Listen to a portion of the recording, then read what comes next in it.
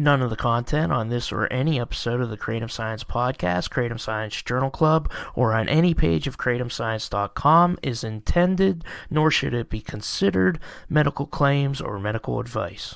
This is the Kratom Science Podcast. I'm your host, Brian Gallagher, blog and social media writer for kratomscience.com. Your source for all things kratom. Good manufacturing practices, quality control, traceability. What should kratom vendors be doing? We get into it with Jennifer Bruce, who has over 20 years experience in the field. But first we talk to her about her own experience working in pharmaceuticals and her own health journey that made her disillusioned with that industry. Yeah, let's just talk about your background and how you came into the kratom world. Sure. So back in 2019, I was on my way out of the pharmaceutical industry. I'd started in the industry around 1994, working in research and development. And then I moved on to manufacturing, materials management, quality assurance, quality control. Anyway, I ran the whole gambit, and I bopped around from different companies. I worked primarily for small virtual startup pharmaceutical companies. I worked for some biologics companies. So that means I worked on vaccine products.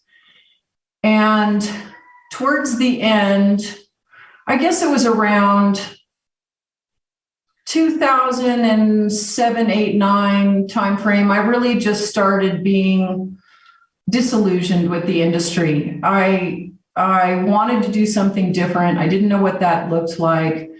And so what I ended up doing was I stopped taking full-time jobs and I started doing consulting work. And then I thought, well, that will help me pick and choose, and I can choose the projects that I want to work on, the products that I want to support, and that'll give me some more freedom.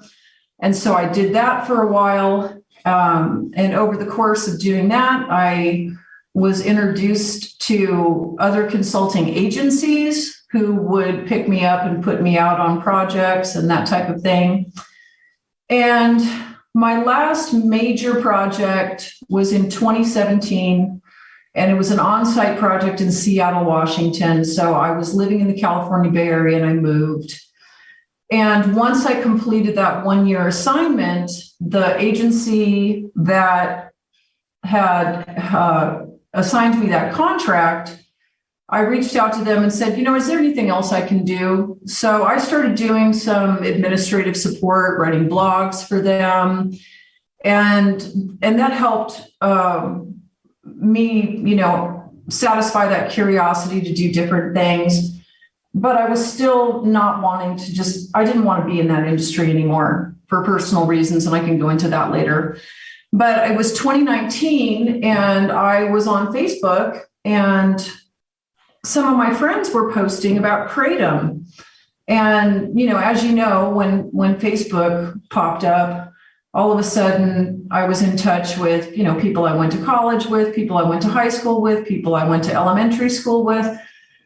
And I realized that a number of my friends that, I wasn't in touch with face to face, but I knew people that were posting about Kratom. And I thought, well, what is this? And so I went over to the American Kratom Association Facebook page, and I saw that they had launched a GMP certification program.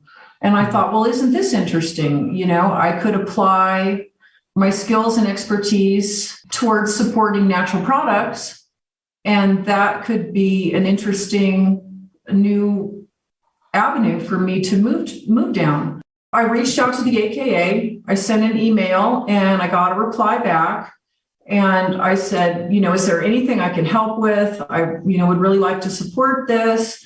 I didn't know much about Kratom at the time. I didn't know much at all about the AKA.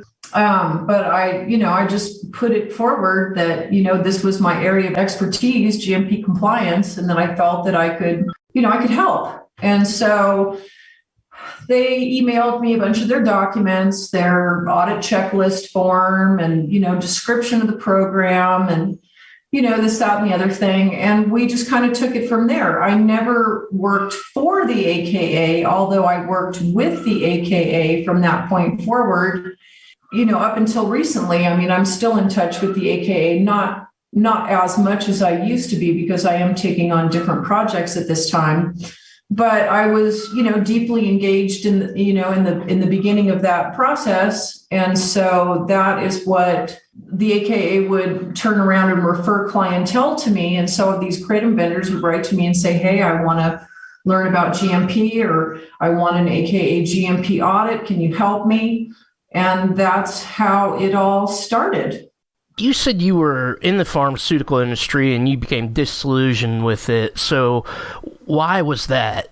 What made you want to get out of that industry? Well, when I originally got into the industry, and actually even before that, when I was a younger person, I had a catastrophic life event, I'll call it, where when I was 12 years old, my grandfather, who was the love of my life at that time, was diagnosed with pancreatic cancer. And over the 6 months from the time of his diagnosis to his death, I watched a person that I dearly, dearly loved and admired and respected just disintegrate in front of my eyes. And he suffered a lot through the progression of that illness. And nobody could do anything for him, not the alternative health community that he had reached out to, or my grandmother had reached out to, and definitely not the allopathic medical system. And so as a consequence, I always had the idea in my mind that I wanted to make medicine to help sick people get well. And that was going to be my life's mission. And so by the time I got into college, my parents put a lot of pressure on me. They wanted me to be pre-med. I did not want to be a doctor. I never wanted to be a doctor. I was enrolled in a lot of courses with other pre-med students. I didn't like them. I didn't like the fact that people were pursuing medicine for profit. They wanted to make lots of money, have a prestigious career, drive fancy cars, that whole thing. I mean, I still held on to that belief that I could make a difference through medicine. And so when I finished school, I relocated up to the Pacific Northwest, and I landed my first job in biotech. And that was in a new drug development company. It was research and development, so it wasn't GMP to the extent that I know GMP now. It's a different set of GMPs that were applicable, the good laboratory practices, the GLPs. I had a lot of fun. The work itself was pretty monotonous and kind of boring. I mean, we were making, new drug compounds, sitting at a chemistry bench day in and day out. I had a lot of repetitive injuries from pipetting. And right around the same time, I had gotten into therapy for myself personally, and I just fell in love with self-development and consciousness and transformation. And so I decided, all right, that's it. I'm going to change my career. I don't want to be in this drug company business. Without a PhD, it's really difficult to go anywhere if you're just a person with a bachelor's degree, which is what I was. So I went ahead and went to graduate school, and that was in San Francisco, California. And I decided I needed to apply for a job, and I needed to work and go to school at the same time. I was now married, but we weren't making very much money, and the Bay Area was really expensive. And so I ended up going back into the pharmaceutical industry in a different capacity, this time in manufacturing and materials management. And that job eventually morphed into quality assurance and quality control. And so it took me on this whole path where I was doing this work with the understanding that once I got my master's degree, I was going to do something different. But that do something different never happened. So consequently, I graduated, I went through a divorce, which was really painful and difficult. Now I was a single woman living in the Bay Area and, looking at entry-level mental health practitioner jobs at $12 an hour, or I could stay in biotech and make a lot more money. And so I chased after that paycheck. around the same time I was in the lab in Seattle, I started having some health issues. It was very odd to me because I'd made a lot of lifestyle changes once I'd started my own work and my own personal work in therapy. And it was absolutely bizarre to me that all of a sudden it felt like my body was breaking down. My body was giving up on me. And I went through probably 1 year's worth of visits to different allopathic doctors, round after round of diagnostic tests. Nobody could figure out what I had and why I was having the symptoms I was having. And it began to impact my life to the extent where I was afraid I was going to lose my job. I was having a lot of massive brain fog. My coordination skills were deteriorating. I was dropping things in the laboratory. I had 2 fires in my hood, in my chemical fume hood, that were my fault because I was heating a closed system, and there was a very big explosion with one of them. Luckily, I had the sash down on the hood, so when the glassware inside exploded, I didn't injure myself or anyone else in the lab, but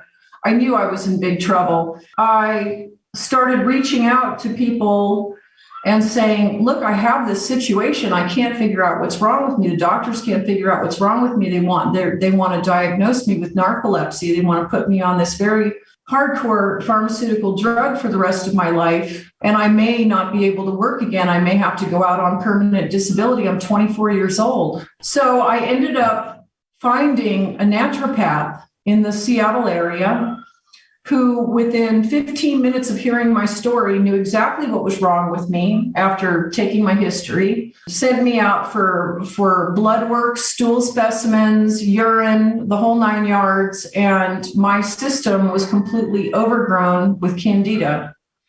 And once we were able to get my microbiome, once we were able to get the flora back in balance, my life completely transformed, and I was probably healthier than I've ever been in my entire life. And at that point, I was really disillusioned with drugs and the allopathic medical model in general, because after that 1 year of being poked and prodded and gaslit, for a lot of these doctors were telling me I had psychological problems, that I was making up my symptoms, that I wasn't as sick as I said that I was. And it was a heartbreaking experience because, I loved the idea of medicine. I loved the idea of helping people and doctors and hospitals and the whole 9 yards. And so when I went back into industry, I took those experiences with me, and it really colored, I couldn't work on products that I felt could be treated through diet and lifestyle. I didn't want to work for large organizations that, in my opinion, were clearly out for profit and not interested in the well-being of their patients. Mm-hmm. And, as I said, I was, having my own ethical struggle within myself. How am I going to survive? How am I going to pay my rent? So I would make these little mini compromises. Okay, well, now in 2003, I'm going to take a job and I'm solely responsible for corporate and compliance-based regulatory training. Therefore, my hands aren't on the products and I have nothing to do with it. Well, that's not actually true, but so it was kind of agonizing. I was making the money and I had, I had the loft, the artist loft in Oakland, and I had my little classic car, but deep down inside, I wasn't happy. I had the stuff and I had the material security for the moment, but it wasn't the work that I came here to do. And so that when I finally came to terms with that in 2019 and reached out to the AKA, I just said, look, I've either got to go full bore into natural products and take that leap of faith that the universe is going to support me in this decision, or I'm going to fail and I will figure out what to do when that time comes. And lo and behold, by 2020, I had so many people reaching out to me in natural skincare, in the CBD arena, Kratom vendors, Kratom formulators, people, all different kinds of opportunities and creative projects that I didn't even know existed. And it was kind of like, wow, all those years I was afraid that, I would fail. And now here I am. And so I have a lot of gratitude right now for, where I am, the work that I do, the people that I meet through the natural products industry, Kratom specifically. It's very different working for a Kratom client than working for a pharma client. There's a much more heart-centered relationship that develops, because I know that the people that I work with in the Kratom industry, they do it because they've had an impact. Kratom has somehow impacted their lives, and they are committed to sharing that knowledge with their communities and their customers. And that just really moves me. It makes the work worthwhile. Some of my clients I haven't spoken to in a couple of years, but I know if I reached out to them and said, hey, it would be just like yesterday that we spoke last. Mm-hmm. So it's a great feeling. And I've really made some, not just clients, but I've made some lifelong friends through this industry. And I wanted to talk about Kratom quality control, but I was just going to add, question came to mind, like it's sort of like natural products versus pharmaceuticals. Do you think it's more like the delivery method of these pharmaceuticals in and of themselves? They're just sort of like isolated, like a Kratom. If they developed a Kratom pharmaceutical, it would probably isolate a mitragynine and perhaps another alkaloid based on what's going on, and that might actually be good, and it'll be purified, and you'll know what you're getting. It might actually help people, but it's a lot of like you go to the doctor, you tell them symptoms, and then you come out of one checkup and you're prescribed with 4 different pharmaceuticals, and they're not necessarily taking the time anymore to really find out what's going on. Like you had a gut biome issue, and they just didn't take the time to find out. Do you think there's something inherently better about natural versus pharmaceutical? Okay, so that's a really interesting question. So before I answer that question, I just want to make a comment on what you just talked about with regards to the allopathic medical model. And you're right. MDs or GMs or whatever they're called in the UK or Europe, they treat symptoms. Mm-hmm. They don't look for root causes. So one of the first functional medicine doctors that I became aware of was a doctor, he's still alive. His name is Dr. Mark Hyman. And you can find him on the internet, but he did a wonderful presentation talking about his own situation where he found himself catastrophically sick, and nobody could figure out why. And they're giving him antidepressants, and they're giving him this, and they're giving him that. And next thing you know, he's on 5 different pharmaceuticals, or he's got some type of diagnosis that doesn't adequately reflect what's happening within his human body, right? So we are a living ecosystem, the human body. I'll give you a good example. So at one point, I started having eczema on my earlobes. I had really long red hair, and I loved to wear it up in a big pile on top of my head. And I loved, getting dressed up for work and that whole thing. And I had these earlobes that were peeling and weeping and inflamed and painful and itchy, and it was horrible. So I went to a dermatologist, and they prescribed a cream for me, which I put on my earlobes. And then my earlobes got better. And then I stopped using the cream, and my earlobes got worse. And then I started using the cream, and my earlobes got better. So this went on for a little while. And then I just said, you know what, this is crazy. I started researching on my own eczema, right? And for whatever reason, it was only targeting my earlobes.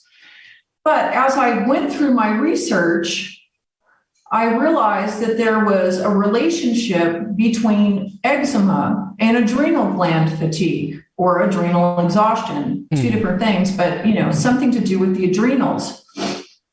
So I made an appointment with a naturopath, went in, showed him my earlobes, said, this is what I suspect is going on. What do you think?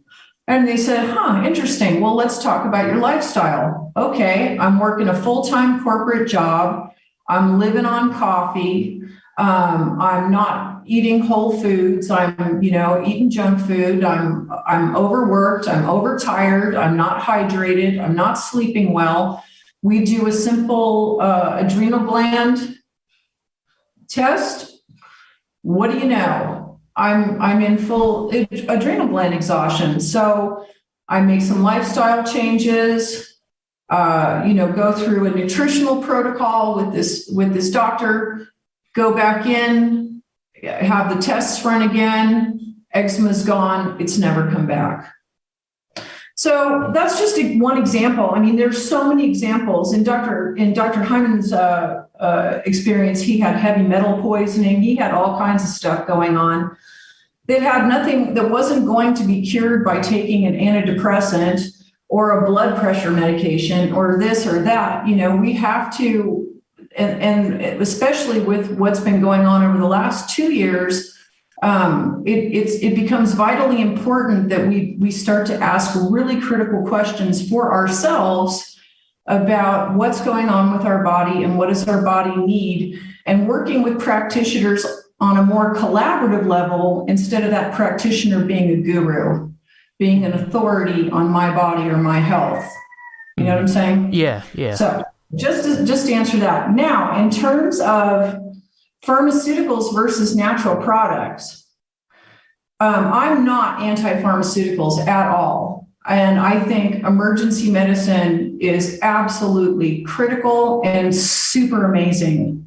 And without it, ER doctors, the magic and the miracles that they can work when people have catastrophic accidents and, heart attacks, things like that on the spot, they do amazing work. But in terms of like this whole industry around chronic disease, degenerative disease, I think there's a lot of room for growth. And when you look at the products that you take, I think it's really important to keep in mind that there is a wisdom in nature that cannot be replicated synthetically.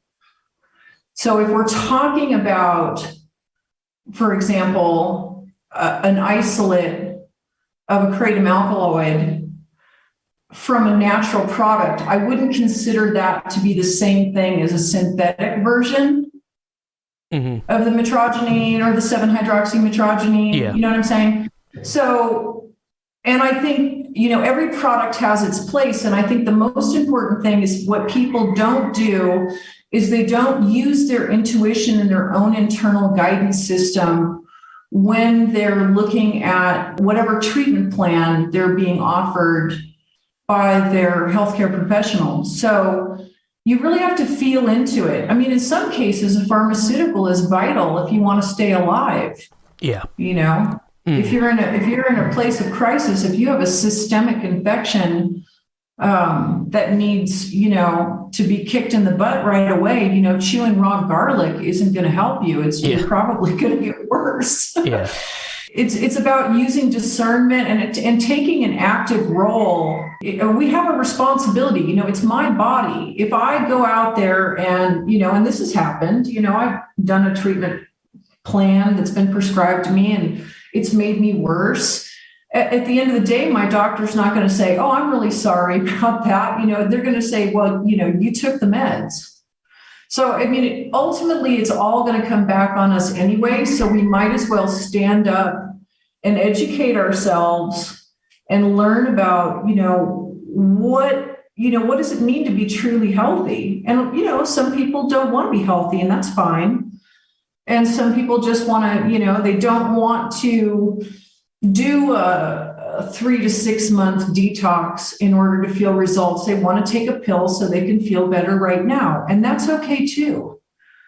There's no right or wrong, good or bad. It all comes down to personal preference. And what I observe among people who have found benefit in kratom is that they usually turn to kratom because the allopathic medical model has failed them. The pain meds stopped working, or they've developed dependency. They can't stand being on antidepressants for another day, month, year, and they're looking for alternatives. And that is fantastic. That's the good news of where we are in our evolution as a species, is that more and more people are taking an interest in their health because the systems all around us they're crashing down, they're failing. Yeah. I wanted to talk about, all right, the whole quality control thing with Kratom. So most of the Kratom that's consumed here is grown in Indonesia. So what happens between the Kratom tree in Indonesia and the product that I have in my cupboard that necessitates quality control? Well, I mean, there are a lot of different steps that are involved, right? So there are a lot of, I mean, as you know, as your audience probably knows, Kratom's been around for thousands of years and has been a well-known remedy in East Asia for thousands of years. So it is, it is grown in farms in Indonesia and in parts of Thailand. Also, it's being grown in the United States of America, which of course not in the quantities that it's grown overseas, but it's harvested. The leaves are harvested. So the thing is, and what made it easy for me to kind of transition into this industry was because I had worked for a skincare company whose primary ingredient was argan oil. It was the argan nuts were grown over in Morocco, and then they were cold pressed, and the oil was extracted, and then that oil was imported in the United States for use in these cosmetic products. So when I flew out to Morocco to audit this GMP argan oil facility, I just about had a heart attack. The warehouse had dirt floors. The windows were open without screens. It was like going back into the Stone Age. And I actually did an active pharmaceutical ingredient audit back in 2008 down in South India. And it was similar, it was a little bit better, but these non-Westernized countries, they're not required to have the processes and systems in place that we in the West do, right? So they have a whole different set of their own regulations, and there's really no incentive for them to follow our regulations if they don't have to. Yeah. So, so what you can expect to see is, a bunch of leaves on the ground. Maybe it's in an enclosed structure. In terms of cleanliness, there's a high possibility for micro-contamination because, you may have chickens running through it. Speaking of chickens, I hear some of the background there. I used to raise them. Turkeys. There are chickens and turkeys and goats next door. Everybody's, I live in a very rural part of Mexico. In terms of quality control outside the United States, no vendor's really going to have any, no matter what the farmer or the broker, or whoever you're buying from. It's never going to be the same as it would be here in the United States or in Canada or in Europe. So basically what that means is that once that bulk product arrives, then at that point, the quality control standards have to be implemented immediately. Now, there are some, I am aware that there are some laboratories that are popping up over on the Indonesia side, and they are testing Kratom before it's shipped out. But in a lot of cases, you're just getting a leaf that's been dried, that's been ground, that's been packaged in a brick or in a tote or something, and then it arrives on the USA side, right? Mm-hmm. From that point, some vendors will choose to take that bulk product and run it through a sterilization procedure, whether it's like a low heat oven to cook out any microcontamination. They might microwave it. There's all different types of things. Some people choose to do nothing but to sample it and have it tested. And if the test results are within specification for what they've outlined for their product, then they'll go ahead and either formulate it. They can blend it into a powdered blend. They can formulate it into a tincture. They can, manufacture an extract. There's all different types of things. But the majority of Kratom vendors just repackage that powder into finished goods. So they either encapsulate it into capsules or they package it as a powder. Mm-hmm. And my clients range from anywhere to a company of, my smallest client is one person with a part-time packager, all the way up to facilities that are running, 5 to 10 clean rooms at a time. Okay. So very small to very big. So I've seen quite a bit in the industry. You listed some stuff you wanted to talk about. You mentioned regulations that apply specifically to Kratom vendors, and you mentioned GMPs, good manufacturing practices, but there are a whole list of other ones, ISO, ICH, NSF, AHPA. Yeah, so that was one of the things that I thought would be really valuable to talk about. Mm-hmm. Is, what does GMP mean?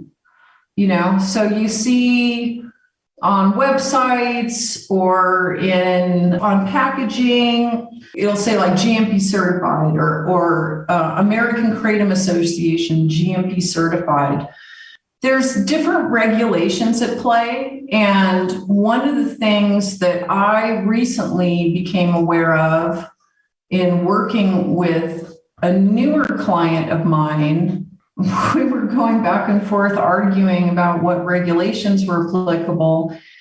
And finally, I got on a call with my client and a consultant from the NSF. And I'm not sure if you're familiar with the NSF. Not really, no.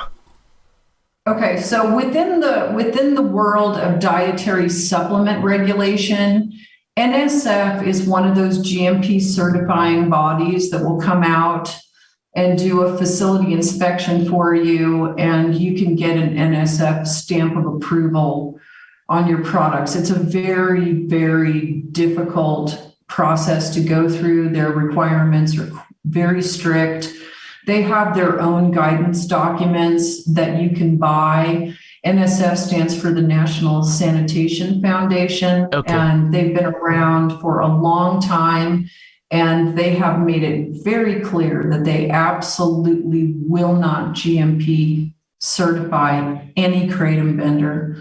And that is their position, and they won't waver, similar to the American Herbal Products Association. But anyway, I'm on this call with this NSF guy, and I have a lot of respect for the NSF. I mean, I had a very short working relationship with one dietary supplement manufacturer in the Santa Cruz Mountains back in 2008, 2009 timeframe.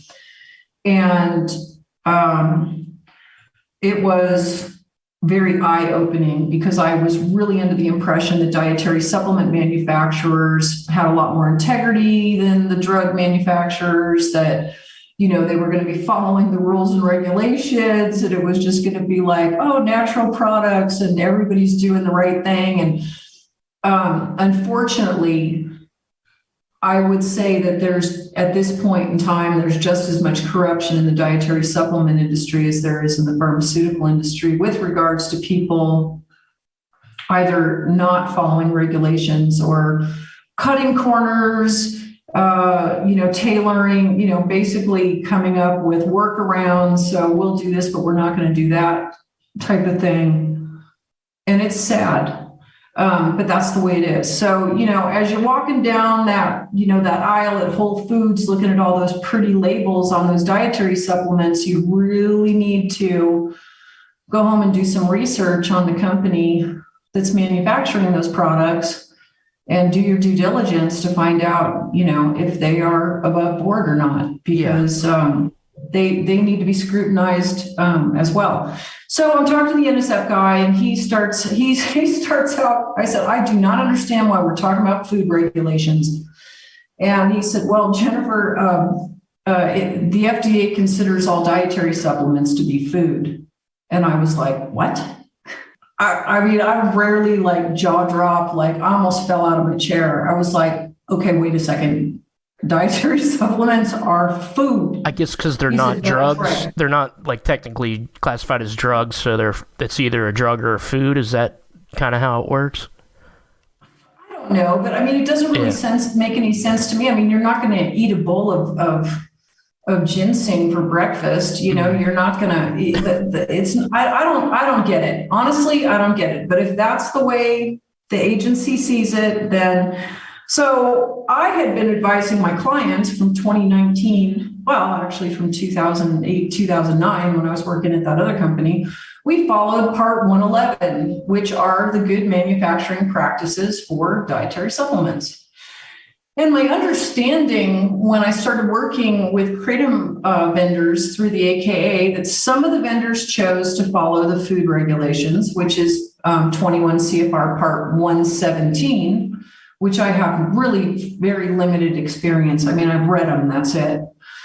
So when I was working with clients, I was primarily working with Part 111 compliant vendors, and some of them would do both 111 and 117. But apparently back in 2020, there was another new program that went into effect, which is covered under 21 CFR Part 121, and that is the FDA Food Defense Program, of which I know very little about. I'm actually learning about it right now. I know that there's a downloadable app on the FDA.gov website that people can download for free, and you would go through that application and fill out all the required information so that if you did have an on-site audit from FDA, you would have that information accessible to them while they were on site at your facility. So it's around, food and import. They have a much stricter international supplier qualification. So if you're bringing in materials from overseas, it's much more of a stringent procedure in terms of how you qualify that vendor. And that impacts pretty much most of the Kratom vendors out there, because the material's coming from Indonesia. But that goes for any material coming from overseas.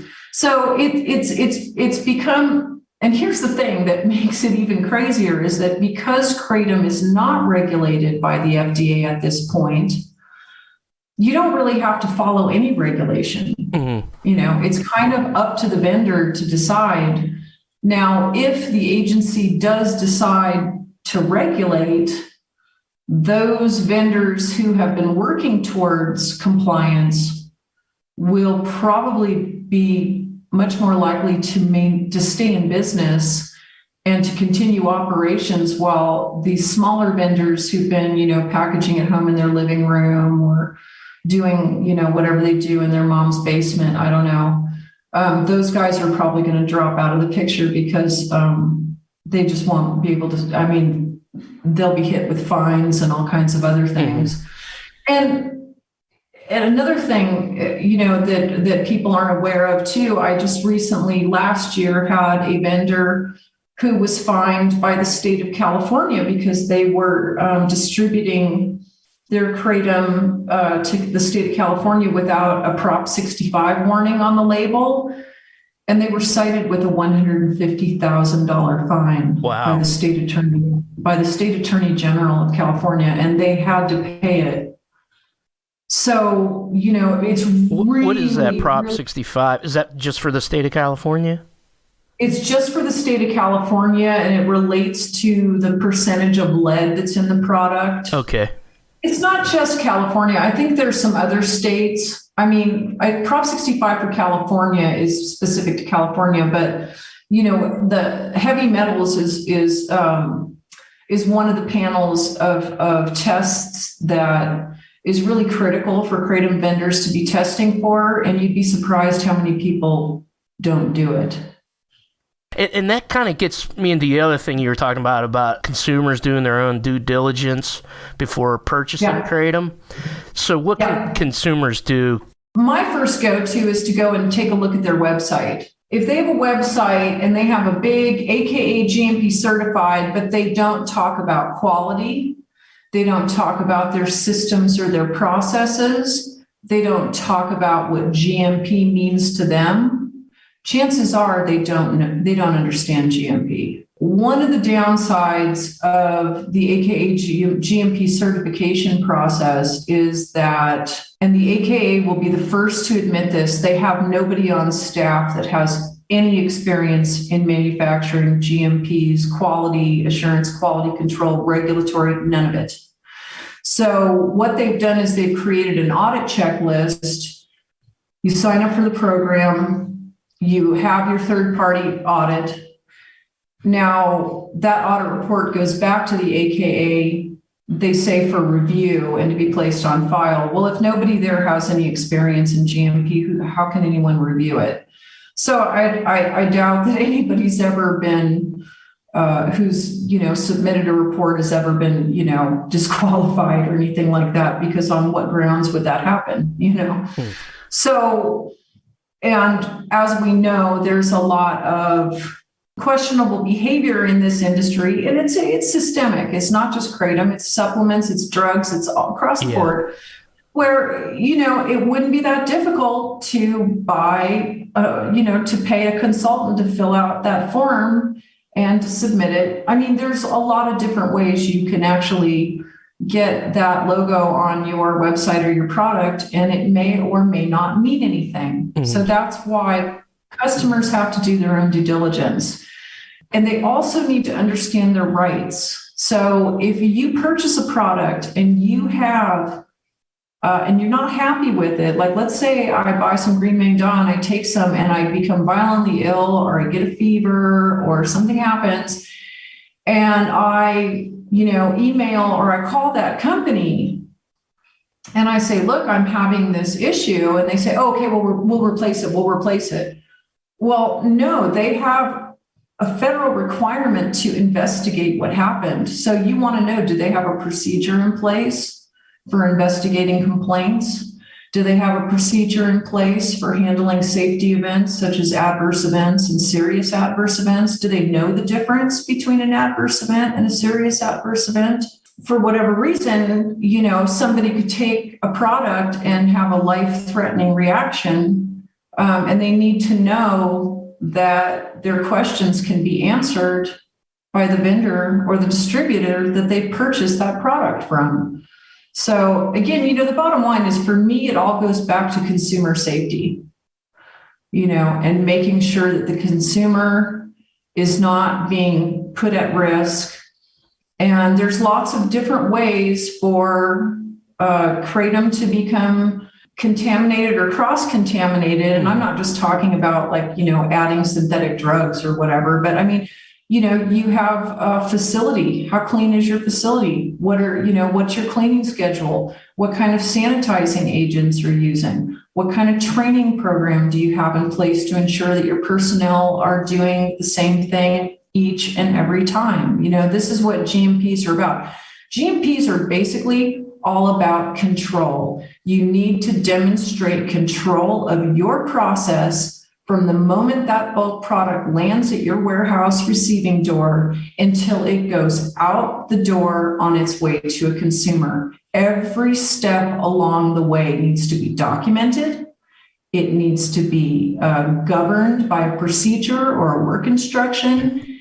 People need to be trained, and you need to have full traceability over the life cycle of that product. And if the vendor doesn't have that, they're doing a grave disservice to the industry itself. This is what I used to do when I worked in the pharmaceutical industry, because a lot of the times you get stuck doing these, GMP can be really monotonous, and you have to do the same thing over and over and over. And one of the things I used to think to myself was, I went through this period of time where I was reviewing production batch records for a manufacturing facility that we were using in Spain. And I would have to have them translated, and then I would have to have them backwards translated, and blah, blah, blah, and go through all the comments. And I would sit there and I hated it. I absolutely effing hated it. And so what I would imagine, I would create this story in my head that the product that I was working on was going to my family members. And it was my job to make sure that, that everything was in compliance, that, everything made sense, that every deviation was investigated, that every box was checked, every T was crossed, every I was dotted. Now, people don't want to go to that level of due diligence in the workplace because, like I said, it's boring and it's monotonous. Yeah. So when you are a distributor and you are purchasing a product from a manufacturer, whether it's a gummy or a vape pen or whatever, you have an even greater responsibility, because if something is to happen to one of your consumers, if there's a recall, if there's a string of deaths, and the FDA shows up at your door and you say, oh, that was Joe and Ted's gummies.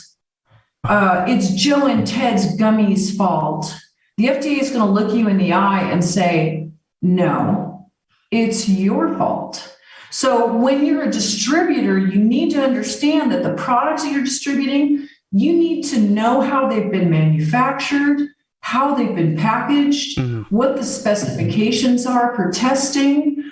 I go out and I audit these vendors. If you're outsourcing work to another company, if somebody else is encapsulating your Kratom powder, if you are physically shipping bulk powder off of your premises to another facility, they're putting it in capsules and then they're shipping it back to you. How do you know that nothing happened to that material in the time it was out of your control? Yeah. So you would want to walk through their facility, look at their procedures, hold them to the same level of compliance that you would hold yourself, and understand their process in the event you had to defend their process. Because if the FDA comes on site and says, oh yeah, how does that encapsulation process work? Show me the encapsulation batch records. Oh, they're over at Joe and Ted's gummies or whatever. That's just never going to fly. So there's a huge responsibility piece that people think that just distributing a product is like no big thing. It's actually a bigger responsibility because you're not in the manufacturing facility. You don't have day-to-day exposure to those business processes. It's much better, when you manufacture for yourself, you know what you're doing and you can speak to that and you can justify why you do things the way you do. So I think people really have to be leery of these big distribution hubs that are selling this, that, and the other product. I would definitely, go back on, look at the label, find out who's making that product, and do a little internet searching and see if Joe and Ted's gummies have a history with the FDA. Maybe they've got, warning letters are public, they're in the public domain. Yeah. And the same goes for anything you put in your body. Anytime you get a pharmaceutical prescription, you can Google the name of the company who's manufactured or distributed that product. And whoa, they've had 5 warning letters in the last 10 years. Yeah, you know what? That's probably a product you don't want to put in your body. So let's talk about what a vendor has to do for a GMP audit in general. Maybe say they have a clean garage that they distribute out of, or a clean basement, and they think they wipe everything down at the end of the day. What else do they have to do to comply with GMP? Well, first and foremost, I don't think the FDA would recognize any location zoned residential as suitable for GMP manufacturing. I mean, you would definitely need to be in some type of a commercial setting. Or there was one situation where I was working for a cosmetic company that was also producing sunscreen, which is considered an over-the-counter drug, and they had a corporate office, and within their corporate office, they had one office that they called their in-process QC testing lab. Now, that was for informational purposes only, so they were, checking color and testing scents and things like that on some of their products. And so that wouldn't be as serious as, like actually running a test method. But for the most part, the facility needs to be set up in such a way that it's not conducive to contamination, pest infiltration, that type of thing. So it can be an industrial setting. It can be a warehouse setting. You can buy pop-up clean rooms online. I don't know if Uline does that, but I mean, there you can buy like pop-up sampling booths. Now, is that ideal? Not really. I mean, you'd want to have something more, something that you didn't have to put away and put back up every time you did your operations, but you could do that, but, ideally, what you want to do, the very, very first and foremost thing you want to do is sit down and read the regulations, which is something absolutely nobody wants to do and nobody does. Everything you need to do is spelled out. They tell you what you need. They don't tell you how to do it. So how to do it, you can be as creative as you want in doing that, as long as you meet the requirement that's stated in the regulation. Yeah. Now, another big issue that's coming up all over the board are records. So a lot of people are keeping electronic records. Well, that's a different regulation altogether. That's 21 CFR Part 11, electronic signatures and electronic records, or the other way around, I can't remember. But, you can't be storing confidential quality documents on a Google Drive. Yeah. Or in a Dropbox, in a cloud or something. You can't do that, because they need to be access controlled and securely stored. In the event you have to go back and do an investigation later, you need to have full traceability on the documentation side. FDA has a saying, if you didn't document it, you didn't do it. It wasn't done. So if you don't have that full traceability records wise, you're actually going to get in more trouble. You can't defend your GMP program at all without a documentation and training program in place. So, that's another one that's a really big issue for people. And they just, it's a big expense to buy an electronic document management system or to invest in your own servers on site, that kind of thing. But if and when Kratom is to be regulated, and I fully expect it to be within the next year or two, then these requirements are going to apply across the board, whether people like it or not. And it's either that or it stays like it is, and we have contaminations here and there. I mean, I know people that I've just in the community that are Kratom vendors and they're not compliant, and they probably have clean stuff, but I just feel like it's going to be like they're going to have to make that investment, because it's either going to be regulated or it's going to be outlawed. We're sitting on that fence right now. If I saw more evidence of the Kratom industry being self-regulating, I would say, leave it as it is, but I'm actually kind of hoping it becomes regulated, because there are too many people that are taking too many liberties in terms of the products that they're, formulating or creating in their own minds without doing the appropriate due diligence. You cannot start mixing Kratom with other products and not do proper safety evaluation and toxicological studies. It's a very, very bad idea. Yeah. And one that could bring down the entire industry. And then on the flip side to that is, I'm working with a client right now who has invested an enormous amount of money into doing all different types of safety studies and safety evaluations. That's vital information that needs to come out into the marketplace, and, hopefully it will at some point. The best thing to do, there's so much free information available to people. Get online. YouTube has a bunch of really simple, short, GMP 101, good manufacturing practice basics. You can look up, GMP for botanicals. American Herbal Products Association has a wealth of information on their website. And I'm not sure what their membership fees are like, but they have SOPs you can download.